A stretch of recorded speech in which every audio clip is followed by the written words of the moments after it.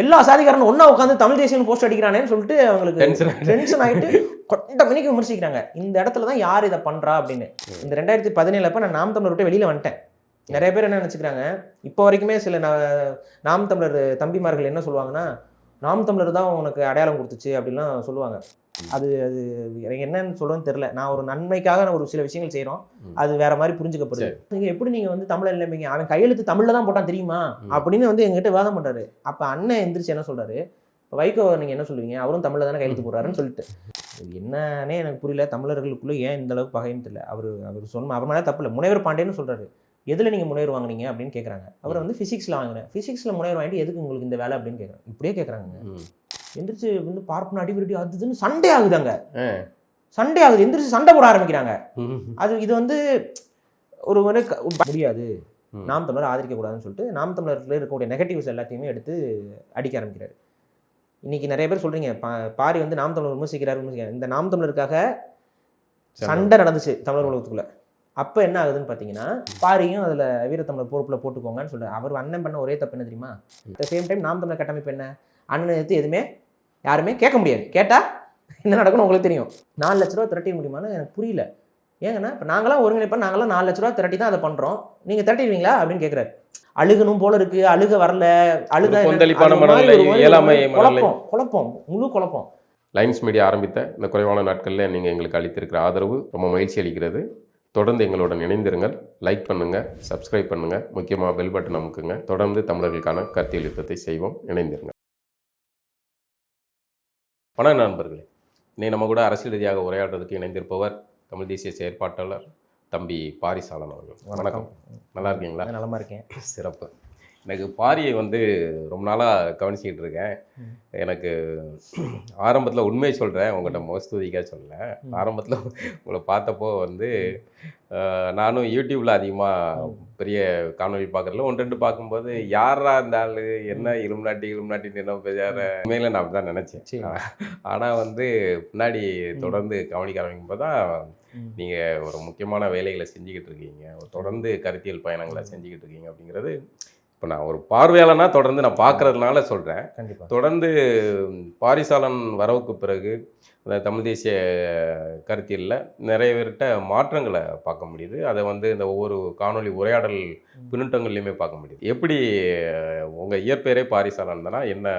இது நம்ம பிறக்கும்போது அப்பா அம்மா வச்ச பேர் வந்து, அதுவும் அப்பா அம்மான்னு சொல்ல முடியாது, அப்பா வந்து ஆதித்த கரிகாலன்னு பேர் வைக்கணும்னு ஆசை இருக்குது.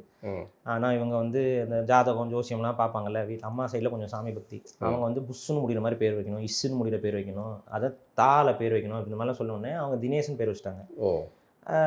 அப்புறம் அப்படி நம்ம ஸ்கூல் படிக்கிறது காலேஜ் வரைக்கும் அதே பேரில் தான் வந்துட்டு இருந்தோம். அதுக்கப்புறம் தான் வந்துட்டு நமக்கு இந்த தமிழ் தேசிய உணர்வு வரும் பொழுது, நம்ம அப்பா ஒழுங்காக பேர் வச்சுருக்கலாம், நம்ம அம்மா உள்ள குறுக்கால பூந்து பேர் வச்சுட்டாங்கன்னு சொல்லிட்டு நமக்கு ஒரு உணர்வு இருக்கும்ல, அப்படி இருந்துச்சு. அப்புறம் திரும்ப வந்து அப்பாட்டே கேட்டேன், நான் வந்து தமிழில் பேரை இது பண்ணிக்கலான்ட்டு இருக்கேன் அப்படின்னா. முதல்ல ஏன் அந்த பேரை மாற்ற வேண்டிய சூழல் எனக்கு வந்துச்சுன்னா, தமிழ் தேசிய கருத்துக்கள் எழுத ஆரம்பித்தேன்.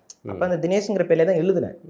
அப்போ எழுதும்போது நமக்கே ஒரு நெடல் இருக்கும்ல, நம்ம இவ்வளோ பேசுகிறோம், கடைசியில் வந்துட்டு ஒரு சமஸ்கிருத சொல்ல வந்து நம்மளுடைய பேரில் தூக்கி சுமக்கிறது வந்து அது சரியாக இருக்காது, அதனால் அதை நம்ம மாற்றுறது தான் ஒரு இதாக இருக்கும்னு சொல்லிட்டு. ஆனால் அதே நேரத்தில் அப்போ அப்பா அம்மா வச்ச பேருங்கிற ஒரு சென்டிமெண்ட் ஒன்று இருக்கும்.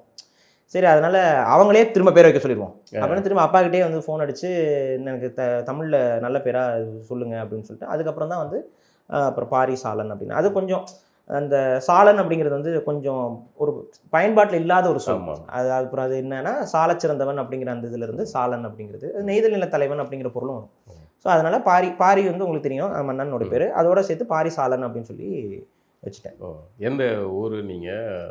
சொந்த பூர்வீகம் வந்து தர்மத்துப்பட்டி, திண்டுக்கல் மாவட்டம் தர்மத்துப்பட்டி. முருவத்தூர் வந்து அரியலூரில் இருக்க முருவத்தூரில் தான் நம்ம குலதெய்வம் இருக்குது. யானையடியான் கருப்பு அப்படின்னு சொல்லுவாங்க. நிறைய பேருக்கு உடையார்களுக்கு அங்கே குலதெய்வம் இருக்கும். அம்மாவோட இது வந்து பார்த்தீங்கன்னா தாராபுரத்தில் தான் அவங்க இருப்பாங்க.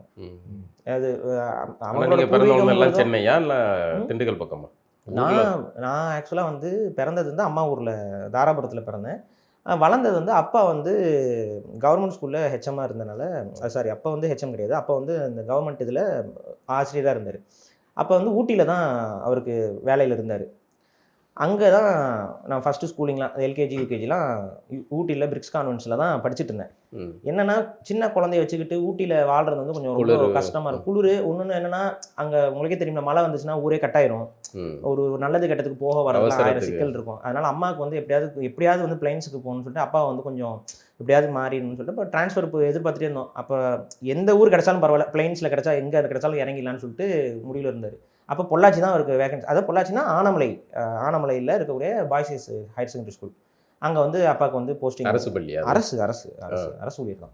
அப்போ என்ன சரின்னு சொல்லிட்டு அங்கே அப்படியே ஷிஃப்ட் ஆகி அப்பா பணி செய்கிற அதே நீங்களும். ஆமாம்.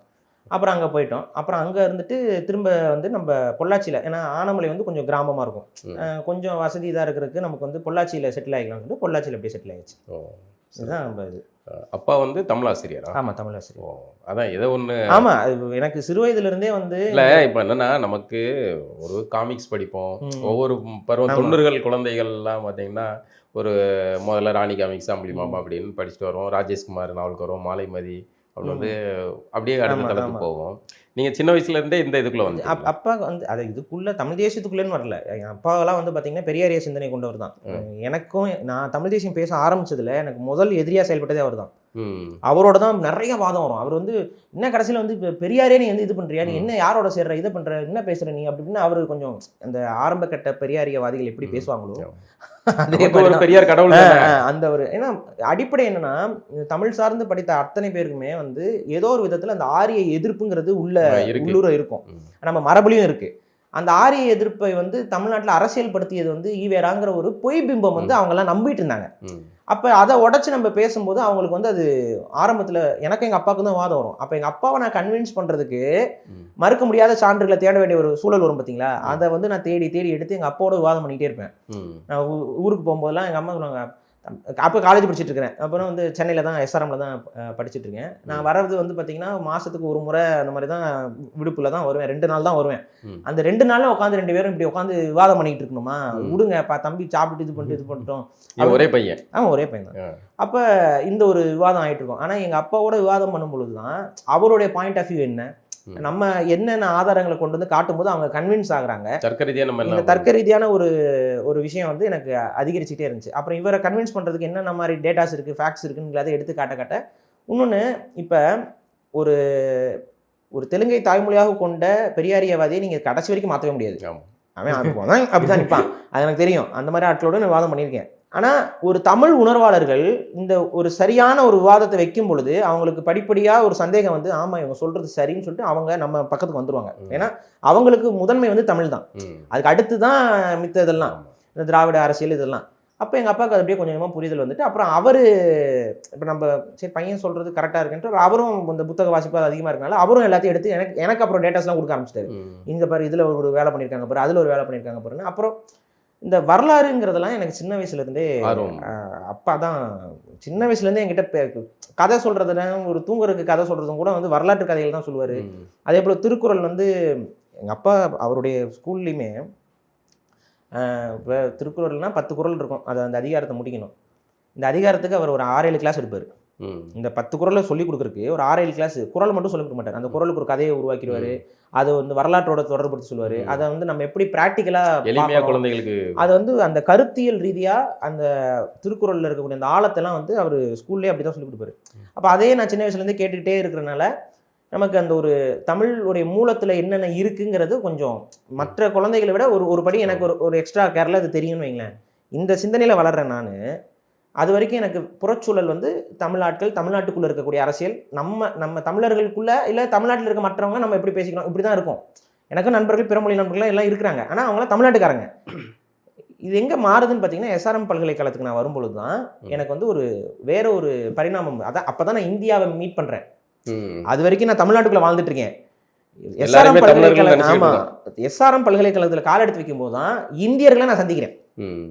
அது வரைக்கும் நம்மளாம் இந்தியர் நம்பிக்கிட்டு இருந்தேன். அப்போ இந்தியர்களை சந்திக்கும் போது தான் அவங்களுக்கு தமிழ் மொழி மேலேயும் தமிழர்கள் மேலேயும் இருக்கக்கூடிய அந்த காழ்ப்புணர்ச்சியை வந்து அவங்க நம்ம கூட பழகிறது மூலியமாகவே எங்களால் உணர முடியும். என்ன நான் மட்டும் உணரல, என் கூட எந்தவித அரசியல் புரிதலோ இல்லை வரலாற்று புரிதலோ இல்லாத எல்லா மாணவர்களும் அதை உணர்ந்தாங்க.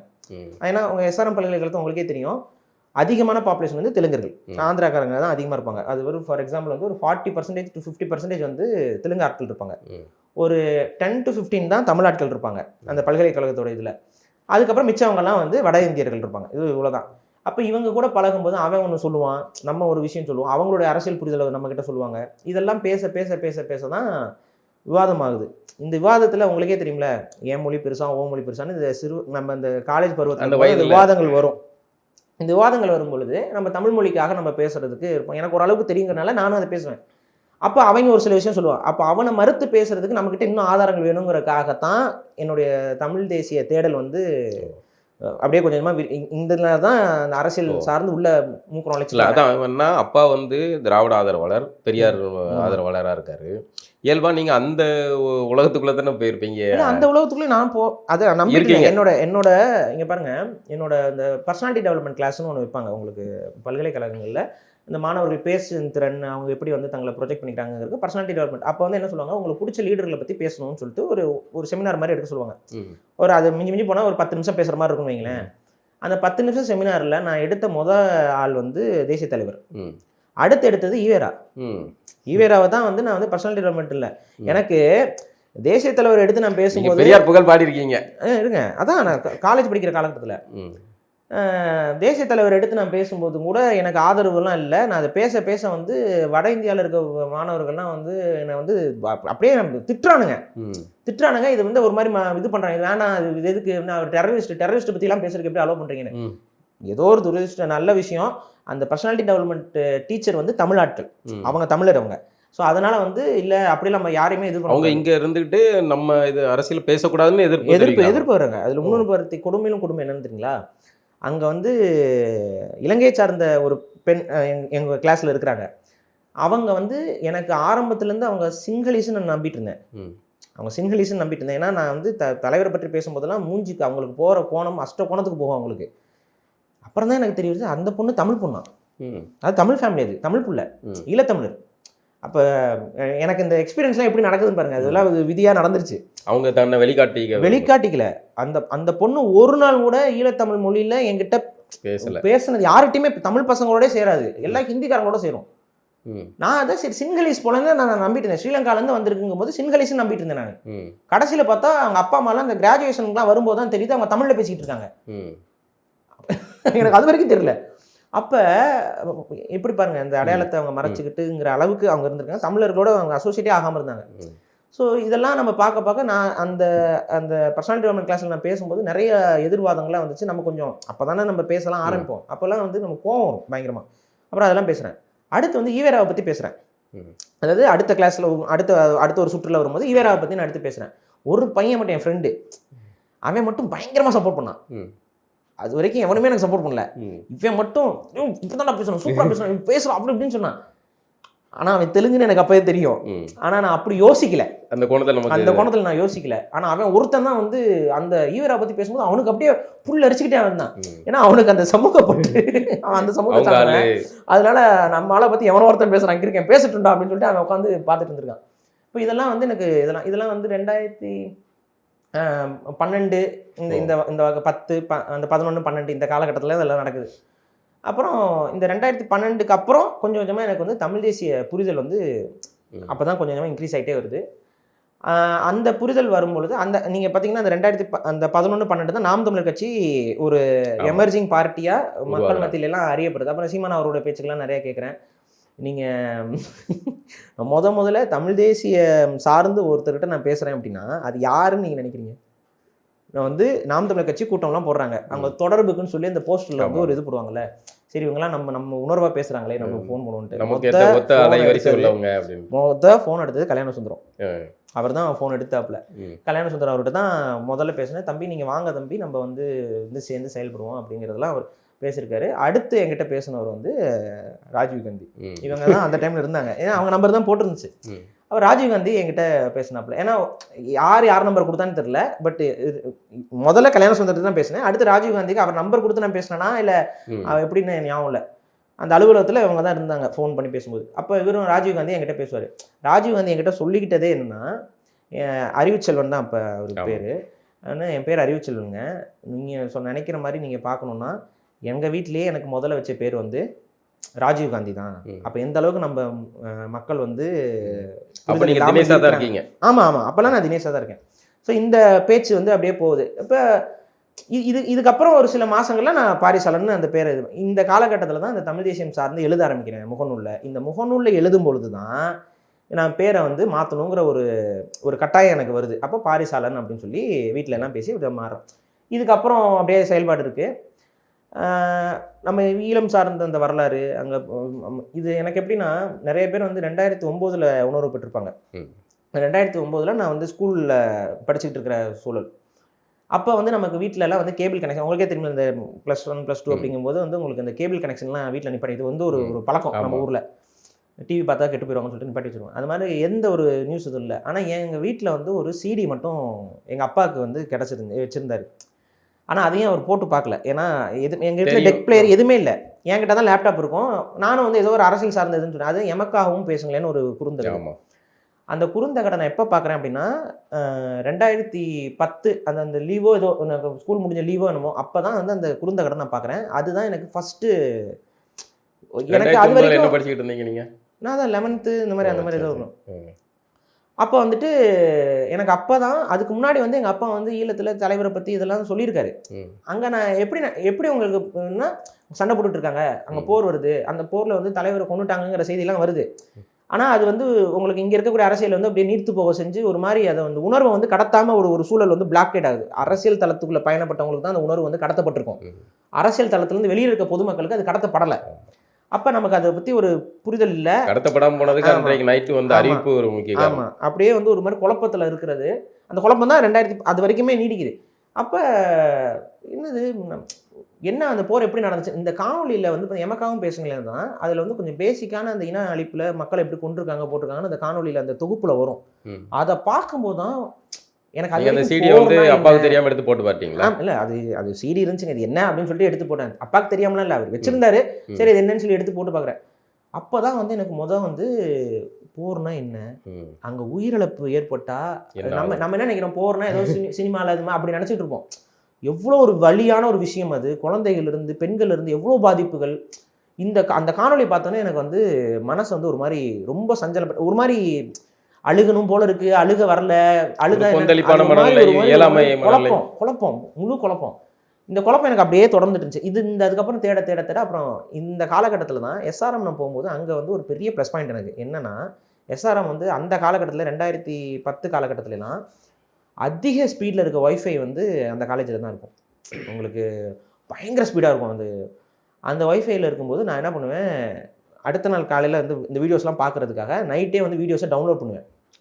அப்போ வந்து தமிழ் தேசிய தலைவர்கள் பேசுகிறது, அந்த வரலாறு, அதுக்கப்புறம் வந்துட்டு இப்போ நெடுமாறன் ஐயா வந்து அப்புறம் ஒரு ஆவணப்படம் வச்சுருந்தார். ஈழத்துறை வரலாறுக்கு ஒரு ஆவணப்படம் வெளியிட்டு. அது ஆக்சுவலாக அதை ஏன் மறுத்து தான் கண்டிநாயக்கர் ஆவணப்படத்தில் நிறைய தகவல் சொல்லியிருப்பேன். ஆனால் அதுதான் ஃபஸ்ட்டு வந்து இந்த இதை எனக்கு இன்ட்ரடியூஸ் பண்ணுறதுல நெடுமாறன் அவருடைய அந்த ஆவணப்படம் அதை நான் பார்க்குறேன். இதெல்லாம் அவனே டவுன்லோட் நான் மட்டும் பார்க்க மாட்டேன். பசங்களையும் கூப்பிட்டு வச்சு எல்லாரையும் உட்கார வச்சு பார்க்க வைப்பேன். ஒரு சில பேர் பார்ப்பாங்க, ஒரு சில பேர் இதெல்லாம் அப்படியே தமிழர்கள் ஒரு மாதிரி ஒன்று சேர்றாங்களா அவங்க கூட? ஆமாம், இந்த எல்லாரையும் உட்கார வச்சு அந்த உணர்வு இருக்க பசங்களும் என் கூட உட்காந்து பார்த்துட்டு அப்படியே சோமா அதெல்லாமே நடக்கும். இதெல்லாம் இப்போ அவங்களுக்குள்ளே டிஸ்கஸ் பண்ணுவோம், பேசுவோம். இது என்ன ஆகுதுன்னா, அப்புறம் நான் சொன்ன இந்த வட இந்தியர்கள், இந்த தெலுங்கு மாணவர்கள் இவங்க வந்து தமிழ்நாட்டை பற்றி தப்பாக பேசும்போது இது என்னன்னா, எங்கள் டிபார்ட்மெண்ட்லேயே தினேஷை கூப்பிட்டு போ, அவன் வந்து நல்லா பாயிண்ட் அடிப்பான் அவங்களே அப்படின்னு சொல்லிட்டு அங்கே ஏதாவது ஒரு பிரச்சனை வந்துச்சுன்னா பக்கத்து கிளாஸில் பிரச்சனை வந்தால் கூட நீ வா பேசு அப்படின்னு என்ன உட்கார வச்சுருவாங்க. உட்கார வச்சுட்டு அவங்களுக்கு எதிராக வந்து இந்த ஒரு தர்க்கம் பண்ணுறதுக்கு என்ன கூப்பிடுவாங்க. அது ரொம்ப சிம்பிளாக இருக்கும். ஏன்னா எல்லாருக்குமே ஹிந்தி தான் நேஷனல் லாங்குவேஜ் நம்பிட்டு இருப்பாங்க. அதை கேட்டோம்னாவே மாட்டிக்குவாங்க. ஸோ இந்த மாதிரி இருக்கும்போது இதில் தான் எனக்கு அவனை அடிக்கிற அளவுக்கு நமக்கு விஷயம் தெரியணும் அப்படின்னு அதெல்லாம் தேட ஆரம்பித்து அப்புறம் அந்த ஆய்வு சார்ந்து இந்த ஆய்வு இருந்து வரும்பொழுது மற்ற சில இயக்கங்கள் தமிழர் உலகம்னு ஒரு முக்கியமான ஒரு இயக்கம். அப்போ வந்து அவங்க இந்த ஆய்வு சார்ந்த விஷயங்களில் தமிழ் சமூகம் சார்ந்து தமிழர் வரலாறு சார்ந்து ஆய்வுலாம் பண்ணிருந்தாங்க. இங்கே பாருங்கள், கரெக்டாக நாம் தமிழர் மூலமாக நான் அவங்கக்கிட்ட பேசிக்கிட்டு இருக்கேன். நாம் தமிழர் அப்போ எதுவும் கூட்டங்கள் இப்போ ஃப்ரீக்வெண்ட்டாக நடத்த மாதிரிலாம் நடத்தலை. அவங்க அப்போ வந்து பார்த்தீங்கன்னா மாதத்துக்கு ஒரு கூட்டம் அப்படின்னு வந்து ஆரம்பத்தில் அப்படி தான் இருக்கும். அப்போ அடுத்த கூட்டத்தில் போய் நம்ம கலந்துக்கணும்னு நான் வச்சிட்ருக்கேன் நாம் தமிழரில். அந்த நேரத்தில் வந்துட்டு மற்ற தமிழ் தேசிய இயக்கங்கள் என்னன்னு பார்க்கும்போது இந்த யூடியூப்பில் இவங்களெல்லாம் தமிழர் உலகத்துலேருந்து செய்திகள்லாம் வந்துட்டு இருக்கு. அவங்களோடதையும் பார்த்துட்டு அவங்களுக்கு நான் மெயில் அனுப்புகிறேன். அவங்களை கான்டாக்ட் பண்ணுறதுக்கு தமிழர் உலகமா? தமிழர் உலகம். இவர் பாண்டியன் அதை வந்து எடுத்துக்கிட்டாரு. அப்போ வந்து பார்த்தீங்கன்னா அருக்கனார் தான் அதில் தலைவராக இருந்தார். நான் போகிறப்ப அருக்கனார் தலைவராக இருந்தார். அதுக்கப்புறம் தான் பாண்டியன் அவர் தலைவராகும் பொழுது நாங்கள்லாம் உள்ளே போய் தான் அவரை தலைவர் ஆக்குறோம். சரிங்களா? அது ஒரு வரலாறு வச்சு கொடுங்க. அப்போ இவர் கொஞ்சம் அந்த கூட்டத்திலே இவர் கொஞ்சம் பொருளாதாரம் அதிகமாக இருந்தனால இவரோட வீட்டில் வந்து அலுவலகமாக வச்சு இயங்கிக்கிட்டு இருந்தார். அப்போ ஒரு நாள் இவருக்கு இந்த மெசேஜெல்லாம் அனுப்பிட்டு இது பண்ணிவிட்டு சரி வாங்க சந்திப்போம் அப்படின்னா அப்போ போய் சந்திக்கிறோம். அப்படி சந்திக்கும் பொழுது அப்புறம் அப்போ வந்து இந்த தமிழ் தேசிய வகுப்பு அப்படின்னு சொல்லிட்டு அருக்கனார் ஐயா அவர் தான் வந்து நாம் தமிழருக்கு இந்த கொள்கை வரையறையும் உருவாக்கி கொடுத்தவர். அவர் தான் இருக்கார். நானும் என்னோட நண்பர் மட்டும் போகிறோம். அப்போல்லாம் முழுமையாக தெரியாது. அது வரைக்கும் ஈவேராவுடைய புரிதல் நமக்கு கிடையாது, பெருசாக வரல. இவங்க கிட்ட போகும்பொழுது தான் அருக்கனார் வந்து என்கிட்ட வந்து என்ன சொல்கிறாரு, நம்ம பேசுகிற அரசியல் பேர் தமிழ் தேசியம், இப்படி தான் ரொம்ப பேசிக்காக ஆரம்பித்தார். தமிழ் தேசிய வகுப்பு அப்படின்னு சொல்லிட்டு தமிழ் தேசியம் அப்படின்னா தமிழ் தேசியம்னா என்ன, நம்ம தமிழர்கள் நமக்கான நாடடைதல் இந்த இதெல்லாம் அப்படியே ஒன்றுனா சொல்லி எக்ஸ்பிளைன் பண்ணார். அப்போ தான் அவர் தான் முதல்ல வந்து ஈவேரா வந்து நமக்கு துரோகம் செஞ்சவருங்கிறத சொல்கிறார். எதிரி அப்படின்னு சொல்லி அவர் சொல்கிறார் நமக்கு. அப்போ தான் வந்து எனக்கு அந்த இவங்க சொல்கிறதுலேருந்து இந்த பாயிண்ட் ஆஃப் வியூ அதுக்கான காரணங்கள்லாம் அவர் கொஞ்சம் கொஞ்சமாக எக்ஸ்பிளைன் பண்ணுறாரு. அதுக்கப்புறம் இன்னொரு எனக்கு மனசில் ரொம்ப ஸ்ட்ராங்காக பதிஞ்ச ஒரு விஷயம், அது வந்து நான் என்ன சொன்னேன்னா, தமிழ் தேசியத்தை நீ நல்லா புரிஞ்சுக்கணும் அப்படின்னா அதாவது மாற்றான் வீட்டு சந்தனமாகவே இருந்தாலும் அது பீயாக நார வேண்டும், தமிழன் வீட்டு பீயாக இருந்தாலும் சந்தனமாக மணக்க வேண்டும் அப்படின்னு ஒரு வார்த்தையை சொன்னார். என்ன இருந்தாலும் நம்மளால விட்டுறக்கூடாது, அவ்வளோதான். இதுதான் வந்து எனக்கு கற்பூரம் மாதிரி குப்புன்னு ஒரு மைண்டில் வந்துச்சு. அப்போ ஒரு தமிழ் தேசிய சிந்தனையாளனுக்கு அந்த இருக்க வேண்டிய ஒரு தாட் வந்து இப்படி இருக்கணும், நம்மளால் தப்பு செஞ்சாலும் கண்டிக்க கூடாது. அது அப்படி இல்லை. அதாவது நம்ம வீட்டில் ஒரு விஷயம் சாதாரணமாகவே இருந்தாலும் அது நமக்கு சந்தனமாக தோணணும். மாற்றான் வீட்டில் ஒரு பெரிய ஒரு இதுதான். அப்போ இதை பொருள் என்னன்னா, ஈவேரா மாதிரியான நபர்கள் மாற்றான் தலைவராக அவர் நல்லவராகவே இருந்துட்டு போட்டோம், ஆனால் அவருக்கு நமக்கும் அவருக்கும் சம்மந்தம் இல்லை, இந்த உளவியல் இருக்கணுங்கிறது தான் அவர் வந்து சொல்கிறாரு. அப்போ இதெல்லாம் வந்து இவங்களாம் தான் அப்படியே கொஞ்சம் அப்புறம் ஒரு பாண்டியன் அவருடைய நமக்கு அதிகமாக பழக்கம், அவர்கிட்டையும் பேசுவோம், அடிக்கடி பேசுவோம். இந்த இதில் போகும்போது தான் இங்கே இப்போ பாருங்கள், நாம் தமிழரை நோக்கி நான் வர்றேன். ஆனால் அந்த நேரத்தில் வந்துட்டு இவங்க தமிழர்களும் இவங்க இருக்காங்க, இவங்க வந்து திராவிடத்தை முழுமையாக எதிர்க்கிறாங்க, ஈவேராவோட பிம்பத்தை போட்டு உடைக்கிறாங்க. அந்த நேரத்தில் நம்ம அண்ணன் வந்து ஈவேராவுக்கு புகழ் வணக்கம் போட்டுட்ருக்காரு. அப்போ ஆட்டோமேட்டிக்காக எனக்கு வந்து அந்த ட்ரிஃப்ட்டு முரண் புரிய ஆரம்பிக்குது. அப்போ நான் வந்து நாம் தமிழருக்குள்ளே போகல, அப்படியே முழுக்க இந்த தூய தமிழ் தேசிய பாதை அப்படிங்கிற அடிப்படையில் போயிடுறோம். அப்போ இவங்களுக்குலாம் அந்த முரண்கள்லாம் கொஞ்சம் அதிகமாக இருக்கும். இப்போ பேசுவாங்க, விவாதம் பண்ணுவாங்க, இதெல்லாம் நடந்துகிட்டு இருக்கும். இப்போ இப்படி தான் என்னுடைய இந்த இனிஷியல் ஸ்டார்ட் வந்து இப்படி தான் தொடங்குது. இதுக்குள்ளே தான் அப்படியே வரும். அதுக்கப்புறம் இது இந்த சமூக வலைதளங்களில் என் முகம் பேச ஆரம்பித்தது எப்போ அப்படின்னு பார்த்தீங்கன்னா 2017. இந்த 2017 அப்போ நான் நாம் தமிழர் விட்டு வெளியில் வந்துட்டேன். நிறைய பேர் என்ன நினச்சிக்கிறாங்க, இப்போ வரைக்குமே சில நாம் தமிழர் தம்பிமார்கள் என்ன சொல்லுவாங்கன்னா, நாம் தமிழர் தான் உனக்கு அடையாளம் கொடுத்துச்சு அப்படின்லாம் சொல்லுவாங்க. கண்டிப்பாக நாம் தமிழர்கிட்டேருந்து கற்றுக்கிட்டதை நான் வந்து மறுக்கலை. அவங்களும் எனக்கு மேடைகள் கொடுத்துருக்காங்க, அந்த மேடைகளில் நான் போய் பேசியிருக்கேன். ஆனால் இந்த நாம் தமிழருக்கு நான் எப்படி வந்தேங்கிறதே நிறைய பேருக்கு தெரியாது. நான் தமிழ் தேசியம் பேசிட்டு போயிட்டு இருந்தோங்க. தமிழர் உலகம் போயிட்டு முதல்ல தமிழ்நாட்டில் தமிழ் குடிகளை அப்படியே போட்டு போஸ்ட் அடித்து ஒட்டி ஒரு ஈவெண்ட்டை நடத்துனது தமிழர் உலகம் தான். அப்போயே நாங்கள் அந்த புரிதலுக்கு வந்துட்டோம். அந்த தமிழர் உலகத்துலேயுமே ஒரு கருத்தரங்கு வச்சு அந்த கருத்தரங்கில் சாதி வந்து எப்படி நம்ம கணக்கிடணும் அப்படின்னு சொல்லிட்டு, சாதியை எப்படி தமிழ் தேசியத்திற்குள் சாதிகள் அப்படின்னு சொல்லி ஒரு தலைப்பில், அந்த தலைப்பில் பேசின ஆள் நான் தான். அந்த இயக்கத்துக்குள்ளேயுமே இந்த கருத்தியலில் வந்து நான் வந்து அதிகமாக ஆய்வு பண்ணி, அப்போ குடிகளை நம்ம இழந்துடக்கூடாதுங்கிற இந்த கான்செப்டில் அப்போ குடிப்பேட்டங்கள் இதெல்லாம் எப்படி திராவிடம் தனக்கு சாதகமாக அந்த உடைக்கிறது இது எல்லாத்தையும் போட்டு அடித்தோம். இந்த போஸ்ட் வந்து பெரிய அளவு விமர்சிக்கப்பட்டுச்சு திராவிட இயக்கத்தவர்களால். ஏன்னா என்னடா இவனு தமிழனை தனியாக பிரித்து காட்டுறாங்க. ஆமாம், அப்போ வந்து நாங்கள் ஒவ்வொருத்தரோட பேர் வந்து மறவர், பறையர், பல்லர்னு சொல்லி அப்படியே பேரை போட்டு அவங்களோட குடிப்பட்டங்களோட போட்டு போஸ்ட் அடிக்கிறோம். அது வந்து அவங்களுக்கு முன்னாடி என்னன்னா, ஒரு சாதிக்காரங்க தனியாக போஸ்ட் அடிப்பாங்க, இன்னொரு சாதிக்காரங்க தனியாக போஸ்ட் அடிப்பாங்க. எல்லா சாதிக்காரனும் ஒன்றா உட்காந்து தமிழ் தேசியம் போஸ்ட் அடிக்கிறானேன்னு சொல்லிட்டு அவங்களுக்கு டென்ஷன் ஆகிட்டு கொட்ட மணிக்கு விமர்சிக்கிறாங்க. இந்த இடத்துல தான் யார் இதை பண்ணுறா அப்படின்னு. இதுக்கப்புறம் வந்து இந்த இடத்துக்கு வரும்பொழுது மருத்துவர் சிவகுமார், நாம் தமிழர் இன்னும் இருக்கார், அவர் மாநில ஒருங்கிணைப்பாளராக இருக்கார் மருத்துவர் சிவகுமார். நீங்கள் கண்டிப்பாக பார்த்துருப்பீங்க, உங்களுக்கு தெரியும். அவர் வந்து இந்த தமிழர் உலக பயணத்தில் அவரும் வந்து நம்ம கூட அப்படியே ஜாயின் ஆகிறாரு. அவர் வந்து கொஞ்சம் பொருளாதாரத்தில் நல்லா வலுவாக இருக்கக்கூடிய நபர். அவர் என்ன களஞ்சியம் தேவர் அவருடைய மகன் இரண்டாவது. அதாவது வெளிப்படையாக சொன்னால் இவர் ஆர்கே சுரேஷ் இருக்கார்ல, அவருடைய அண்ணன், சொந்த அண்ணன், மருத்துவர். இவர் ரொம்ப நல்ல மனுஷன். இவர் என்ன பண்ணுறாரு, நான் பார்க்குறேன், நம்ம எடுத்து பண்ணுவோம் அப்படிங்கிறாரு. அப்போ எங்களுக்கு முதல் பிரச்சனையாக இருந்தது என்னென்னா, பாண்டியன் அவருடைய வீட்டில் தான் அலுவலகம் இருந்துச்சு. இவர் கொஞ்சம் இவரோட இது வந்து என்னன்னு பார்த்தீங்கன்னா, எடுத்தவங்க ஒருத்தவன்னு கொஞ்சம் பேசுகிற ஒரு இதாக இருக்கும் அவர்கிட்ட. நாங்கள் அதை சகிச்சுக்கிட்டு இருந்தோம். ஆனால் அதுக்கான பாதிப்பையும் நாங்கள் அதுக்கான விலையும் நானும் கொடுத்துருக்கேன், உங்களுக்கு தெரியும். அப்போ அவர் கொஞ்சம் ஒரு மாதிரி ரூடாக அந்த மாதிரி போகும்போது இவரோட வீட்டுக்கு வரதை வந்து தவிர்க்க ஆரம்பித்தாங்க சில தமிழ் தேசியவாதிகள். அவங்க பழக்கம்லாம் இருக்கும், அது அங்கே வர விருப்பம் இல்லைங்க அப்படின்னு. அப்போ எங்களுக்கு என்ன, சரி இந்த இயக்கத்தை அடுத்த கட்டத்துக்கு, தமிழர் உலகத்தை அடுத்த கட்டத்துக்கு கொண்டு போகணும்னா ஒரு பொது அலுவலகம் வேணுங்கிற ஒரு தாட் வந்து எங்களுக்கு வந்துச்சு. இதுக்கு அவரை வந்து மீறிக்கலாம் பண்ணல, ஃபுல்லாக கன்வின்ஸ் பண்ணி தான் பொதுவாக இடத்துக்கு போனால் தான் நம்ம இயக்கத்தை அடுத்து பண்ணணும், ஃபண்டு ரைஸ் பண்ண முடியும், அப்படி தான் நம்ம செயல்பட முடியும்னு சொல்லிட்டு ஒரு இடம், அந்த இடம் வந்து நம்ம மருத்துவர் சிவகுமார் அவருடைய ஒரு இடம், கரெக்டாக அந்த ஜிம்மு ஒரு இருக்குது, அது வந்து காலி பண்ணிட்டு போகிறாங்க, அதை வந்து நீங்கள் இலவசமாக எடுத்துக்கோங்கன்னு சொல்லி அதுக்கான அந்த இதெல்லாம் அதுக்கு முன்னாடி கொஞ்சம் அது ரெடியும் பண்ணி கொடுத்தாரு. அங்கே இருந்த பாத்ரூம்லாம் கொஞ்சம் இது பண்ணிவிட்டு கீழெல்லாம் அந்த ஃப்ளோரிங்லாம் போட்டுட்டு அப்புறம் ஏசி இதெல்லாம் இதில் ரெடி பண்ணி சிஸ்டம் 2 சிஸ்டம்லாம் வாங்கி போட்டு இங்கே நம்ம அலுவலகமாக செயல்படுவோம்னு சொல்லிட்டு அப்போ தான் ப்ராப்பராக வந்து தமிழர் உலகம்னு செயல்பட ஆரம்பிக்கிறோம். அப்போ தான் இந்த கூட்டங்கள்லாம் நடக்குது. தமிழர் வந்து வாராந்திர கூட்டங்கள் வைப்போம், தமிழ் தேசியவாதிகளை கூப்பிட்டு கருத்தியல் பரிமாற்றங்கள் இதெல்லாம் நடந்துட்டுருக்கு. இது ஒரு மிஞ்சி போனோம் ஒரு 6 மாதம் தொடர்ச்சியாக பண்ணுறோம். வாரம் நடக்கும். 6 மாதமும் வாரம் ஒவ்வொரு தலைப்பில் தமிழர்களுடைய போர்க்கலை, தமிழர்களுடைய அறிவியல் சிந்தனை, இந்த மாதிரி ஒவ்வொரு தலைப்பில் அப்படியே கருத்தரங்கு நடத்திக்கிட்டே இருக்கும். என்னாச்சு, அரசு கொஞ்சம் மூக்கு வேர்க்க ஆரம்பிச்சிருச்சு. காவல்துறை வந்து பெரிய பெரிய அதிகாரிகள் வந்து அடிக்கடி வர ஆரம்பிச்சிட்டாங்க. வந்து கூட்டம் நடக்கும்போதெல்லாம் வந்து உட்காந்துருவாங்க, ரெக்கார்ட் பண்ணுவாங்க, இது பண்ணுவாங்க. இது நடக்க என்ன ஆகுதுன்னா, இளைஞர்கள்லாம் வந்துட்டு இருக்காங்கல்ல, ஸ்டூடெண்ட்ஸ் வருவாங்க, இது அவங்களுக்குலாம் வந்து ஒரு அச்ச உணர்வு வராங்க. போலீஸு டக்குன்னு யூனிஃபார்மில் வந்துட்டு ஜீப்பில் வந்து ஒரு 6-7 பேர் வந்து உட்காந்துட்டு அங்கே அந்த நேரத்தில் ஒரு கூடுறதே வந்து மிஞ்சி போனால் 50 பேர் 60 பேர் தான் அந்த அரங்குக்குள்ளே உட்காந்து கூடுவாங்க. அந்த 50 பேர் 60 பேரில் 15 பேர் வந்து போலீஸ்காரங்க இருந்தால் இது பதட்டம் வரும். எல்லாரும் அப்படியே தவிர்க்க ஆரம்பிச்சாங்க. இந்த ஒரு நெருக்கடி, இந்த நெருக்கடி அடுத்தபடி என்ன போச்சுன்னா, நமக்கு அந்த இடம் கொடுத்தாருல, அவருடைய அம்மா பேரில் தான் அந்த இடம் இருந்துச்சு. அவங்க அம்மாவை விசாரணைக்கெல்லாம் கூப்பிட ஆரம்பிச்சிட்டாங்க. அப்போ வந்து இவர் கொஞ்சம் வீட்டில் கொஞ்சம் ப்ராப்ளம் ஆகாமல் அவர் என்ன சொன்னார், நம்ம வேறு இடத்துக்கு போய்க்கலாம் அப்படின்னு சொல்லிட்டு அப்புறம் வேறு இடத்துல வாடகைக்கு திரும்ப எடுத்து ஒரு 3 மாதம் அவர் வந்து வாடகை கொடுத்தாரு. வேறு இடத்துல பண்ணிடலாம்னு சொல்லி கொடுத்தாரு. ஆனால் அதுக்கப்புறம் உங்களுக்கே தெரியல, தன்னோட இடத்துல இலவசமாக நடத்துறது கையை கடிக்காது. ஆனால் வேறொரு இடத்துல நம்ம வாடகை கொடுத்து நடத்தும் போது அது வந்து கையை கடிக்க ஆரம்பிச்சிருச்சு.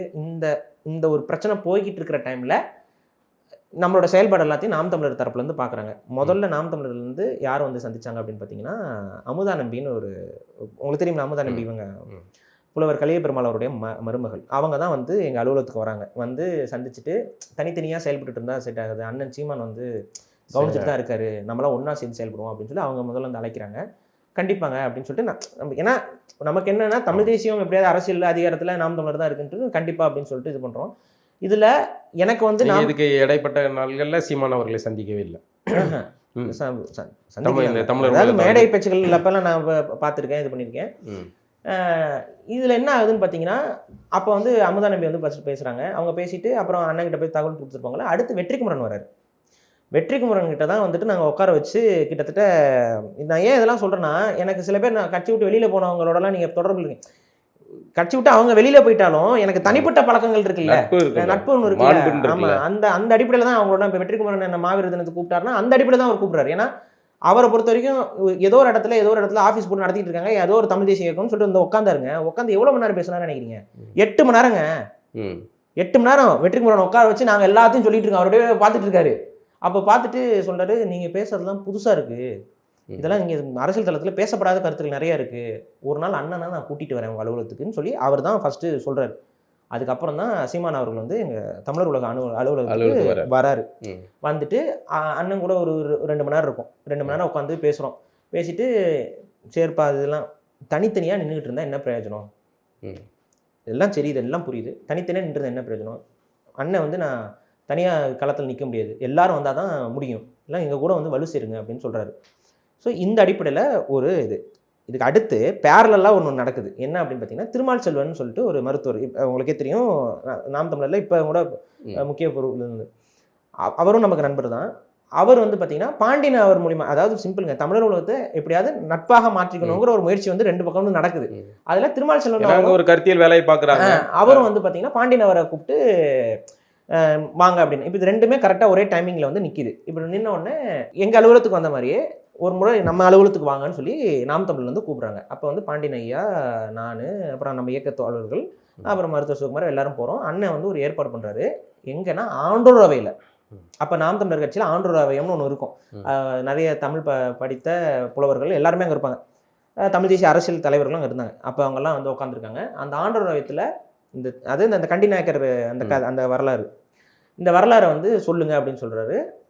அதுக்கப்புறம் வந்துட்டு ஆசிவகம்ங்கிற அந்த கான்செப்ட் ரெண்டும் நாங்கள் எடுத்து பேசிகிட்டு இருக்கோம் தமிழர் உலகத்தில். இது ரெண்டையும் வந்து பேசுங்கன்னு சொல்லிட்டு அதுக்கான நிகழ்ச்சி நிரல் போட்டு நாம் அந்த ராவணன்குடியில் மேல் அந்த கூரை இதில் அங்கே தான் உட்காந்து இந்த பவர் பாயிண்ட் ப்ரெசன்டேஷன்லாம் பண்ணி பேசிகிட்டு இருக்கோம். இதில் இந்த நேரத்தில் என்ன ஆகுதுன்னு பார்த்தீங்கன்னா, நான் தெளிவாக ஒரு விஷயம் சொன்னேன் அவர்கிட்ட. நீங்கள் சீமான் அவர்கள் இருக்கும்போது வந்து நம்ம பேசுகிறது தான் கரெக்டாக இருக்கும் அப்படின்னு சொல்லிட்டு போனோடனே ஃபஸ்ட்டு வந்து அந்த ஆசிவகத்தை பற்றி நீங்கள் பேசுனா அங்கே எதிர்ப்பு வரும்னு எனக்கு நல்லாவே தெரியும். ஏன்னா நாம் தமிழருடைய கொள்கையில் நிறைய வந்து மதம் சார்ந்த சில விஷயங்களுக்கு ஆட்கள் நிறைய பேர் இருக்கிறாங்க. இன்னும் பெரியாரிய நாம் தமிழரில் பெரியார் வந்து அப்போ வழிகாட்டியாக இருக்கிறாரு. இந்த ஸ்டேஜ்லாம் மாலை போட்டு போஸ்ட் அடிச்சுட்டு ஒட்டிகிட்டு இருக்கிற டைமு. அப்போ நான் என்ன சொன்னேன், இந்த ரெண்டு இயக்கங்களும் நட்பாக போகணும்னா முதல்ல உடன்படுற விஷயங்களில் கை குலுக்கிக்கணும், முரண்படுற விஷயங்களை அப்புறம் பேசிக்கலாம். உடன்படுறதுல நட்பாய்க்கணும்ல. அதனால என்ன சொல்கிறேன், ஐயா ஆசியோகத்தை பற்றி இப்போ பேச வேண்டாம், ஏன்னா அதை பேசினா பிரச்சனை வரும்னு சொல்லிட்டு நான் பாண்டியன் அவர்கிட்ட நான் சிவகுமார் அண்ணன் அவருடைய அலுவலகத்துக்கு பாண்டியன் ஐயா வருவார், இல்லை அவர் தனியாக தான் பண்ணிட்டு? இல்லை வருவார். அவர் எல்லாரும் சேர்ந்து தான் இயங்கிட்டு இருந்தோம். அதுக்கப்புறம் நாங்கள் வந்து தமிழர் உலகத்தை பதிவு பண்ணும்போது இவரை தான் தலைவராக்கி தான் பதிவு பண்ணுறோம். அது வரைக்கும் இவர் தலைவர்னு எங்கேயுமே நாங்கள் தான் வந்து அதை பதிவு பண்ணும்போது ஐயாவை தலைவராக்கியே பதிவு பண்ணுறோம். ஏன்னா இந்த சில கசப்புகள் நடந்திருக்குல்ல, அதை கொஞ்சம் அவங்களுக்குமே போய் புரியணும்னாலும் புரிஞ்சுக்கிட்டோம். நான் அதுக்கு தான் வெளிப்படையாக சொல்கிறேன். இதுக்கப்புறம் என்ன ஆகுதுன்னு பார்த்தீங்கன்னா, நான் என்ன நோக்கத்துக்கு நான் அதை சொன்னேன் அப்படின்னா, ஆசீர்வாதத்தை பற்றி பேசும்போது கண்டிப்பாக அங்கே இருக்கக்கூடிய ஆண்டோர் அவையத்தில் இப்போ இவர் என்ன சிம்பிளுங்க, விநாயகரை வந்து நாம் தமிழர் கட்சியில் நிறைய பேர் வந்து ஆரிய கடவுள்னு சொல்லிட்டு இருக்கிறாங்க. அப்படி பேசிகிட்டு இருக்காங்க. அவங்களும் ஆய்வாளர்கள் தான், அவங்களும் ஒரு அளவுக்கு படித்த நபர்கள் தான், தமிழ் தேசியம் பேசுகிற ஆட்கள் தான். ஆனால் நாங்கள் வந்து விநாயகர் வந்து தமிழ் கடவுள்னு சொல்லி பேசிகிட்டு இருக்கோம். ஸோ இதெல்லாம் வந்து அந்த டைமில் ரொம்ப கான்ட்ரவர்ஷியலான சப்ஜெக்டாக போயிட்டு இருக்கோம். சித்திரை வந்து தமிழ் புத்தாண்டுங்கிறோம், அப்போ தை தான் பார்த்து தமிழ் புத்தாண்டு சொல்லி அவங்க கொண்டாடிட்டு இருக்காங்க. ஸோ இதெல்லாம் வந்து முரண்படுற விஷயங்கள். இந்த முரண்படுற விஷயங்களை நம்ம முதல் சந்திப்பில் பேச வேண்டாங்கிறதுக்கு தான் நான் வந்து ஆசீர்வாதத்தை தவிர்த்துடலாங்கய்யா நான் சொல்கிறேன். ஆனால் நான் என்ன நோக்கத்துக்கு சொல்கிறேங்கிறத அவர் உணரலைங்கிறது எனக்கு பிற்காலத்தில் தான் தெரிஞ்சுது. அவர் எப்படி எடுத்துக்கிட்டாருன்னா, இவன் பேசுறதுக்கு என்ன தடுக்கிறான் அப்படிங்கிற மாதிரி அவர் புரிஞ்சுக்கிட்டாரு போல. அது அது எனக்கு என்னன்னு சொல்றேன்னு தெரியல. நான் ஒரு நன்மைக்காக ஒரு சில விஷயங்கள் செய்கிறோம், அது வேற மாதிரி புரிஞ்சுக்கப்படுது. அப்போ என்னன்னா, ஸோ அதே மாதிரி கண்டி நாயக்கர் ஆவணப்படம் அதை ஒத்துக்குவாங்க. ஏன்னா அது ஆவணப்படலை, அதை கண்டி நாயக்கர் வரலாறுன்னு பேசும்பொழுது தெலுங்கர்கள் தான் நம்ம வந்து இது பண்ணிருக்காங்கிறத ஓரளவுக்கு ஒத்துக்குவாங்க. இதை நாங்கள் பேசுகிறோம், அதுக்கு ஆதாரங்களோட பேசுகிறோம். அப்போவே வந்துட்டு எதிர்ப்பு எங்களுக்கே வருது. அங்கே இருக்கவங்களாம் வந்துட்டு, உங்களுக்கு தெரியுமா, நீங்கள் என்ன கண்ணுசாமி வந்து விக்ரம ராஜசிங்க எப்படி நீங்கள் வந்து தமிழன் இல்லைம்பீங்க? அங்கே நாம் தமிழரில் ஒரு மிக முக்கியமான ஒரு வயசான பேரை சொல்ல விரும்பல, ஒரு நல்ல ஒரு மூத்த தமிழ் தேசியவாதி. அவர் எந்திரிச்சு, விக்ரம ராஜசிங்க எப்படி நீங்கள் வந்து தமிழன் இல்லைம்பீங்க, அவன் கையெழுத்து தமிழில் தான் போட்டான் தெரியுமா அப்படின்னு வந்து எங்ககிட்ட வாதம் பண்ணுறாரு. அப்போ அண்ணன் எந்திரிச்சு என்ன சொல்கிறாரு, இப்போ வைகோ நீங்கள் என்ன சொல்லுவீங்க, அவரும் தமிழில் தானே கையெழுத்து போடுறாருன்னு சொல்லிட்டு இது நடக்குது. அதுக்கப்புறம் என்னன்னா, அண்ணனுக்கு வேற ஒரு இது இருக்குன்னு சொல்லிட்டு இந்த இது முடிஞ்ச உடனே அவர் கிளம்புறாரு. இதுக்கு அடுத்து தான் பாண்டியன் அவர் வந்து ஆசீர்வாதத்தை பற்றி பேச வரப்போறாரு. புரியுதுங்களா? எனக்கு அப்போவே பக்குன்னு ஆயிடுச்சு. இவர் இருக்கும்போதுனாச்சு ஏதாவது கொஞ்சம் சமாளிச்சு இது பண்ணலாம், இவர் இல்லாமல் இருக்கும்போது என்ன நடக்குமோன்னு எனக்கு ஒரு பதட்டம் இருந்துச்சு. அதே மாதிரி இவர் கிளம்பி போயிட்டாரு. இவர் ஆசீர்வாதத்தை பற்றி பேசுறதுக்கு வராரு. பேசும்பொழுது வந்துட்டு இவர் தன்னை முனைவர் பாண்டியன் அப்படின்னு சொல்லி அறிமுகப்படுத்திக்கிறாரு. என்னன்னே எனக்கு புரியல, தமிழர்களுக்குள்ளே ஏன் இந்த அளவுக்கு பகைன்னு தெரியல. அவர் சொன்ன அவர் மேலே தப்பு இல்லை, முனைவர் பாண்டியன்னு சொல்கிறாரு. எதில் நீங்கள் முனைவர் வாங்கினீங்க அப்படின்னு கேட்குறாங்க. அவர் வந்து ஃபிசிக்ஸில் வாங்கினேன். ஃபிசிக்ஸில் முனைவர் வாங்கிட்டு எதுக்கு உங்களுக்கு இந்த வேலை அப்படின்னு கேட்குறாங்க. இப்படியே கேட்குறாங்க. நாம் தமிழர் கட்சியை சேர்ந்தவங்க அப்படியே கேட்குறாங்க. இது வந்து ஒரு இது பண்பே கிடையாது. ஆமாம், அப்படி கேட்குறாங்க. அவருக்கு வந்து ஒரு மாதிரி ஆல்ரெடி ஃப்ரஸ்ட்ரேட் ஆகுது. ஒரு சில பேர் இல்லை பையன் பேசுங்க அப்படின்னு சொல்கிறாங்க. அப்புறம் அவர் பேச ஆரம்பிக்கிறார். பேசும்போது விநாயகர் தமிழ் கடவுள் அதுன்னு சொல்லும்போது எந்திரிச்சு வந்து பார்ப்பன அடிபடி அதுன்னு சண்டே ஆகுது. அங்கே சண்டே ஆகுது, எந்திரிச்சு சண்டை போட ஆரம்பிக்கிறாங்க. இது வந்து ஒரு பயங்கரமான கசப்பாக இருக்குது. அப்புறம் வந்து நாங்கள் இது பண்ணி பேசுவோம், ஒரு நிகழ்ச்சிக்கு வந்தவங்க அவமானப்படுத்துற அது மாதிரி ஆகுது. இவர் வேறு கரெக்டாக இல்லை. அப்புறம் சரின்னு சொல்லி எல்லாம் சமாதானப்படுத்தி இது பண்ணிட்டு அதே தான் புலவர்களுக்குள்ள சண்டை இருக்கலாமா அதுன்னு பேசி ஏதோ சமாதானம் பண்ணி முடிச்சு விட்டோம். ஆனால் இது வந்து பாண்டியன் அவருக்கு வந்து மனசில் பயங்கரமாக ஊண்டாயிருச்சு. நாங்கள் என்ன சொல்கிறோம், தேர்தல் அரசியலில் நாம் தமிழர் தான் ஒரே கட்சியாக இருக்குது, நம்ம தேர்தல் அரசியல் இயக்கம்ல அப்போ நம்ம நாம் தமிழரை ஆதரிக்கலான்னு ஒரு விவாதம் வருது. நம்ம கருத்தியல் சார்ந்து அப்போ வந்து என்ன பண்ணுறாரு பாண்டியன் வந்து, முடியாது நாம் தமிழர் ஆதரிக்கக்கூடாதுன்னு சொல்லிட்டு நாம் தமிழர்ல இருக்கக்கூடிய நெகட்டிவ்ஸ் எல்லாத்தையுமே எடுத்து அடிக்க ஆரம்பிக்கிறாரு. இன்னைக்கு நிறைய பேர் சொல்கிறீங்க பாரி வந்து நாம் தமிழர் விமர்சிக்கிறாரு. இந்த நாம் தமிழருக்காக சண்டை நடந்துச்சு தமிழர் உலகத்துக்குள்ள. அப்போ என்ன ஆகுதுன்னு பார்த்தீங்கன்னா, இந்த பிரச்சனை போயிட்டு இருக்கா, இந்த பிரச்சனைக்கு அடுத்து பாண்டியன் வந்து ஒரு கூட்டம் ஏற்பாடு பண்ணுறாரு. எனக்கு கூப்பிடவே இல்லை, கூப்பிடவே இல்லை. எனக்கு மற்றவங்க எப்போ வரீங்க பாருங்க எங்கெங்க அப்படின்னா, இல்லை ஐயா ஒரு கூட்டம் தகவலே சொல்லிங்க அப்படின்னா, எனக்கு அப்போ தான் ட்ரிஃப்ட் ஆகுது கூப்பிடல அவர். நான் சரி புரிஞ்சுக்கிட்டேன். ஆனால் அதே சமயத்தில் வந்து அவர் ஒரு ஆய்வாளர், அவர் மேலே கொஞ்சம் மதிப்பு இருந்தனால நான் எதுவும் எதுவும் பேசல போல் நான் ஒதுங்கிட்டேன். ஆனால் ஒதுங்கி தனியாக இருக்கேன். நான் தனியாக இருக்கும்போது என் கூட இருந்த நம்ம மருத்துவர் சிவகுமார் வந்து நாம் தமிழரோட அது அவர் ஏன் ரொம்ப அசோசியேட் போகிறாருன்னா, சினிமா பழக்கம் இருக்குல்ல, அதாவது ஆர்கே சுரேஷும் சீமான் அவரும் கொஞ்சம் நண்பர்கள், அவங்க சினிமா பழக்கத்தில் அவங்க வருங்க. அவங்க பேசும்போது அண்ணன் தான் எல்லாம் பண்ணிகிட்டு இருக்காப்புல, தனியாகவே பண்ணிகிட்டு இருக்காப்புல அப்படின்னு சொன்னோன்னே, அவங்க வீட்டுக்குள்ளே வந்து நீ தனியாக நின்று அவர்கிட்ட அவங்க குடும்பத்தில் நீங்கள் தனியாக நின்று பண்ணிட்டுருக்கு பதிலாக சீமான் அவர் கொஞ்சம் பெரிய அளவுக்கு கூட்டமாக இருக்குது, அங்கே போய் நின்று பண்ணலாமே அப்படின்னு அவங்க சைட்லேருந்து சொல்ல, அவருக்கு கொஞ்சம் ஒரு மாதிரி எங்கிட்டலாம் கேட்டார். நான் போகலான்ட்டு இருக்கேன் பாரு, என்ன நினைக்கிறீங்கன்னா, சரிங்க போங்க அப்படின்னு. நானும் வந்து சரி உங்கள் விருப்பம் அப்படின்னு சொல்லிட்டேன். அப்புறம் அவர் நாம் தமிழில் போய் அசோசியேட் ஆகிறாரு. அதுக்கப்புறம் நாங்கள் நண்பர்கள் தானே, ஸோ இவங்க நாம் தமிழர் போகும்போது அவங்க கூட்டம் போது பாரு நீங்களும் வரீங்களான்னு கேட்பாரு, நானும் வருவேன். அப்போ அது வரைக்கும் நான் உள்ளே ஜாயின் ஆகலை. இது இப்படியே போயிட்டுருக்கு. இப்போ போயிட்டு இருக்கும்போது ஒரு முறை வந்து நாம் தமிழர் அலுவலகத்தில் சீமான் அவர் ரூமில் தான் உட்காந்து பேசிகிட்டு இருக்கும்போது இந்த வீரத்தமிழர் முன்னணி கூட்டம் இது பண்ணும்போது, அப்போ வந்துட்டு நீ ஏன் தனியாகவே இது பண்ணிவிட்டு என்ன பண்ண போகிற, அதுதான் அங்கேயும் இல்லை இங்கேயும் இல்லை, என்ன பண்ணலான்ட்டு இருக்க அப்படின்னு என்கிட்ட கேட்குறாரு. தெரிலண்ணே அப்படியே இருக்குன்னு, நம்ம கூட சேர்ந்து செயல்படலாம்ல அப்படின்னா, அப்போ தான் சொல்கிறேன் சரிண்ணே நான் சேர்ந்து செயல்படுறேன் அப்படிங்க. அப்போ வந்து டக்குன்னு வந்து வீரத்தமிழர் பொறுப்பு வந்து கொடுத்து பாரியும் அதில் வீரத்தமிழர் பொறுப்பில் போட்டுக்கோங்கன்னு சொல்கிறேன். அவர் அண்ணன் பண்ண ஒரே தப்பு என்ன தெரியுமா, எடுத்தோடனே மாநில ஒருங்கிணைப்பாளர் கொடுத்து விட்டார். இதுதான் அங்கே எனக்கு பிரச்சனையானதுக்கு முக்கிய காரணம். அதையும் நான் வெளிப்படையாக தான் சொல்கிறேன். அங்கே அன்றைக்கி இருந்த மாநில ஒருங்கிணைப்பாளர் யாருக்குமே பிடிக்கல. அதுக்கு மெயின் ரீசன் என்னென்னா, என்னோட கருத்தே வேறு, என்னோட கருத்தியல் வேறு, நான் ஈவேரா எதிர்க்கிறேன், நாம் தமிழர் கொள்கைக்கு அதில் கொஞ்சம் முரண்பட்ட கருத்தியெல்லாம் கொண்டவனா நான் இருக்கேன். இவங்க சொல்கிறதுக்கெல்லாம் இவங்க வந்து தையும் போது நான் சித்திரைங்கிறேன், இவங்க வந்து சாதிய முதன்மை நான் குடி தான் அடையாளம்ங்கிறேன். ஸோ இந்த பிரச்சனைலாம் இருக்கும்போது வேற ஒரு கருத்தில் கொண்ட நபரை வந்து நீங்கள் எப்படி கொண்டு வரலாம்னு அவங்களுக்கு நெருடல். ஆனால் அட் த சேம் டைம் நாம் தமிழர் கட்டமைப்பு என்ன, அண்ணன் எடுத்து எதுவுமே யாருமே கேட்க முடியாது, கேட்டால் என்ன நடக்கும்னு உங்களுக்கு தெரியும். அப்போ என்ன ஆகுது, யாரும் எதுவும் கேட்க முடியல, அண்ணன் சொல்லிட்டாருங்கிறதுக்காக இது பண்ணுறாங்க. எந்த அளவு ஒரு சின்ன ஒரு உதாரணத்தை சொல்கிறேன். அது இப்போ வந்து பூசாரிகள் மாநாடுன்னு நடக்குது. அப்போ பூசாரி மாநாட்டில் பாரியும் சேர்த்துக்கிட்டு பண்ணுங்க அப்படின்னு சொல்லிட்டு அங்கேருந்து ஒருங்கிணைப்பாளர்கள்ட்ட சொல்கிறாரு. சொல்லிட்டு போயிட்டார் அண்ணன். நான் வந்து சரிங்க நான் பண்ணுறேன் அப்படின்னு சொல்லிட்டுறேன். அந்த ஒருங்கிணைப்பாளர் என்கிட்ட கேட்டது என்னன்னா, ஒரு 4 லட்ச ரூபா திரட்டிட முடியுமா ஒன்றால் அப்படின்னாரு. நான் எனக்கு என்ன வயசு அப்போ, 4 லட்ச ரூபா திரட்டிட முடியுமான்னு எனக்கு புரியல. ஏங்கன்னா இப்போ நாங்களாம் ஒருங்கிணைப்போம், நாங்களாம் 4 லட்ச ரூபா திரட்டி தான் அதை பண்ணுறோம், நீங்கள் திரட்டிடுவீங்களா அப்படின்னு கேட்குறாரு. அதோடைய நோக்கம் என்னங்கிறது எனக்கு புரியுது. நம்மளை வந்து வெறுக்கிறாங்கன்னு எனக்கு அப்போவே புரிஞ்சிச்சு. அப்போவே நான் வந்து அவங்களோட எனக்கு எப்போவுமே என்னென்னா, ஒரு முறை ஒருத்தவங்க என்கிட்ட மூஞ்சியை காட்டிட்டாங்கன்னா நான் திரும்ப சேர மாட்டேன், அவ்வளோதான். சரி ஓகே நன்றி வணக்கம் அவ்வளோதான். அப்போ அதுக்கப்புறம் அவங்கள்ட்ட பேச்சுவார்த்தை வச்சுக்கல. இவங்க போஸ்டர்லாம் என் பேர் இல்லாமல் தான் பண்ணுறாங்க. அப்போ வந்து அண்ணன் வந்து இந்த எப்பவுமே வந்து நாம் தமிழர்லாம் அண்ணன் தான் வந்து கடைசியாக வந்து வெரிஃபை பண்ணுவாப்பில். அப்படி எடுத்து பார்க்குறாரு, என் பேர் இல்லை. பாரி தான் சேர்க்க சொன்னலப்பா, என்னப்பா சேர்க்காமல் இருக்கீங்க அப்படின்னு கேட்டோன்னே, இல்லைண்ணே என்னண்ணே இது இடம் இல்லை அது இது அப்படி இப்படின்னு சொல்கிறாங்க. சரியான்னு சொல்லிட்டு வடிவமைப்பாளர் அங்கே தான் இருக்காப்புல. அந்த வடிவமைப்பாளர் யாருன்னு பார்த்தீங்கன்னா நம்ம அருணோதயம் எனக்கு அந்த காலகட்டத்தில் நண்பர் ஆகிறாரு. அப்போ அவங்கெல்லாம் வந்துட்டு பாரி பேரை சேருப்பா என்னப்பா நீ வந்து அப்படின்னு சொல்லிட்டு ஒரு அண்ணன் பக்கத்தில் உட்காந்து கையோடு சேர்த்துட்டு இது கொண்டு வராப்புல. ஸோ இந்த நேரத்தில் இங்கே இன்னொன்று கவனிங்க, இப்போ பாண்டியன் வந்து அந்த பூசாரிகள் மாநாட்டில் ஆசீர்வாதத்தை பற்றி பேசணுன்ட்டு ஒரு கோரிக்கையை நாங்கள் தான் முன்வைக்கிறோம். நானும் மருத்துவர் சிவகுமார் தான் முன்வைக்கிறோம். ஆனால் ஆல்ரெடி வீரத்தமிழர் முன்னணியில் பொறுப்பில் இருக்கிற நபர்களுக்கு வந்து எங்கள் மேலே ஒரு வெறுப்பு இருக்குது, யாரா இவங்க அப்படிங்கிற மாதிரி ஒரு பார்வை இருக்குது அவங்களுக்கு. அப்போ வந்து அவங்க வந்து அதை ஏற்கலை. இதில் என்ன நடந்துச்சு ஏதுன்னு தெரில. நான் தான் வந்து பாண்டியனையோட பேச்சை கொண்டு வரணும்னு சொல்லி நான் கேட்டுக்கிட்டு இருக்கேன். ஏன்னா அவங்க வந்து கேவலப்படுத்தி இது பண்ணிட்டு இருக்காங்க. இது ஒரு மாதிரி எனக்கு ஃப்ரஸ்ட்ரேஷனாக இருக்குது. இவர் என்ன நினச்சிக்கிறாரு, இவர்கிட்ட எந்த தகவல் சொல்லப்படுதுன்னா எனக்கு தெரியல. இவராக நினச்சிக்கிறாரு வந்து பாரி வந்து அதை தடுத்துக்கிறாப்புல அப்படின்னு. என்ன மாதிரி உளவியல் தெரில, அப்படி நினச்சிக்கிறேன். ஆசீர்வாதம் பரவணும் இருக்கா பல மேடைகளில் பேசி அவர் அப்படி நினச்சிக்கிறாரு. அதெல்லாம் இதெல்லாம் எனக்கு பின்னாடி தான் தெரியுது. இதுவும் பின்னாடி தான் எனக்கு தெரியுது இவங்களாம் எப்படி நினச்சிக்கிட்டாங்க என்னங்கிறது. அப்போ அடுத்து அந்த மாவீரர் வந்து இந்த கூட்டத்துக்கு போகிறோம். நாங்கள் வந்து பூசாரிகள் மாநாடுக்கு போகிறோம். நாங்கள் போயிட்டு நான் போய் உட்காந்துருக்கேன். அண்ணன் வந்து பேசு அப்படிங்கிறாரு. சரி ஓகே பேச சொல்லுவாங்க போலன்ட்டு நான் உட்காந்துட்ருக்கேன். திருப்பூரில் நடக்குது. எங்கள் அப்பா அம்மாலாம் வந்துட்டாங்க. ஏன் பொள்ளாச்சி தானே, பக்கம் தானே திருப்பூர், அவங்களாம் வந்துட்டாங்க. நான் போய் உட்காந்துட்டு இருக்கேன், மேடை உட்காந்துட்டு இருக்கேன். முதல் மேடை. ஆமாம். அந்த ஒருங்கிணைப்பாளர் வராரு, வந்துட்டு பேசியே ஆகணுமா அப்படின்னு கேட்குறாரு.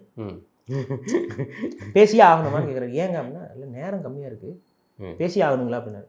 இல்லைங்க இப்போ அப்படிலாம் இல்லை, பேசியே ஆகணும்லாம் இல்லை அப்படின்னு நான் சொல்கிறேன். இது நான் ஏன் அதை சொல்கிறேன்னா, அப்போ என்னுடைய வயது மிஞ்சி போனால் ஒரு 23, அந்த 23 24 தான் இருக்கும். இது பேர் புள்ளி இல்லையா? ஒரு கட்சிக்குள்ளே இது நடந்தது என்ன, இது பேர் புல்லிங் தானே. அதுதான் பண்ணுறாங்க, வெளிப்படையாக பண்ணால் அதான் பண்ணுறாங்க. வேணா ஓடிடணும் அப்படின்னு.